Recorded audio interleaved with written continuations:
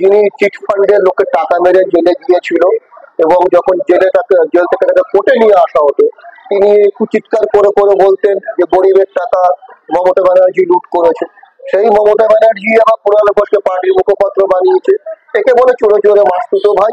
আর যেটা কুণাল ঘোষ এখন যেটা করছে, একে বলে চোরের মায়ের বড় গলা। কারণ তৃণমূলের রাজনীতির আপনার যে মেইন যে আপনার হচ্ছে আইডিওলজি, ওটা হচ্ছে offence is the best defence. চুরিও করবো, চিৎকারও করবো, গলাবাজি করবো, ফেরতও দেবো, মানুষকে ভয় পাইয়ে চুপ করিয়ে দেবো। পশ্চিমবাংলা যারা ল্যান্ড মাফিয়া আছে, জমি জবরদখলকারী আছে, প্রত্যেকে তৃণমূলের এ কিংবা বি কিংবা সি টিমের অধীনেই আছে। তো কোনটা চালাচ্ছে, ফিরাজ হাকিম চালাচ্ছে, ওটা যুবরাজ ভাইপো চালাচ্ছে, ওটা দিদি চালাচ্ছে, ওরা মদন মিত্র।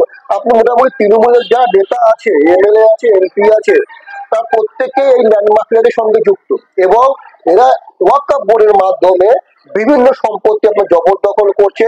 এতে কোনো সন্দেহ নেই। এই সঠিক তদন্ত দেখুন, তৃণমূলের তাপর নেতারা এর সঙ্গে জড়িয়ে আছে। কারণ ওয়াকফ বোর্ড যেটা করছে, এটা পুরোপুরি একটা অসাংবিধানিক কাজ।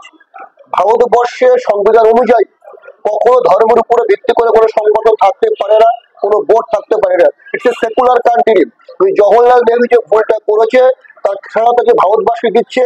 আর এই ওয়াকফ বোর্ড বলছে সুপ্রিম কোর্ট তাদের জমির উপরে রয়েছে, ওই মন্দির তার জমির উপরে রয়েছে, আপনার পার্লামেন্ট তাদের জমির উপরে রয়েছে। এগুলো পুরোপুরি ফেক ন্যারেটিভ। এরা ভারতবর্ষের মধ্যে দ্বিতীয় একটা পাকিস্তান তৈরি করতে চাইছে, এবং সেক্ষেত্রে তৃণমূলে যারা ল্যান্ড মাফিয়া আছে হেল্প করছে।